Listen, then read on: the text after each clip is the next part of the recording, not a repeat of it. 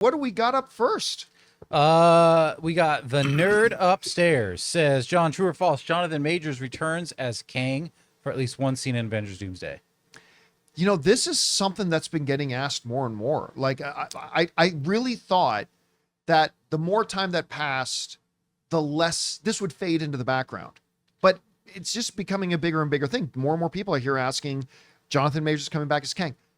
I think the answer is no. And I think it's no from both sides. Number one, I don't think Disney wants the distraction of it, because let's be honest, for right or wrong, through nobody's fault, if Jonathan Majors is in there, that becomes a distraction, right? It just does. And so I don't think Disney wants that. They've moved on from Kang. They don't want to, if they bring Kang in even for a scene or two, then that's counterproductive to their goal of trying to let the MCU move on from Kang, because through no fault of Jonathan Majors, the Kang character didn't work. They dropped the ball on it. But even if Disney wanted it, why on earth would Jonathan Majors come in and do, oh, you want me to come back for 2 or 3 scenes and get beat up by Doctor Doom or something like that?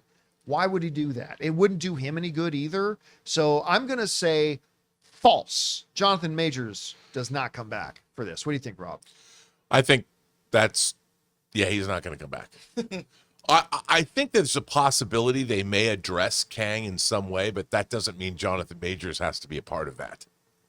You know, the same way that Hugo Weaving wasn't the Red Skull in Infinity War, but they had him in there. You know? And I think there's a possibility they could. Like, they could have, you know, if there's some kind of a montage of Doctor Doom's doing a bunch of stuff, like skipping through the multiverse, tying up loose ends, you could see some nod to Kang where he's just in a quick scene doing something.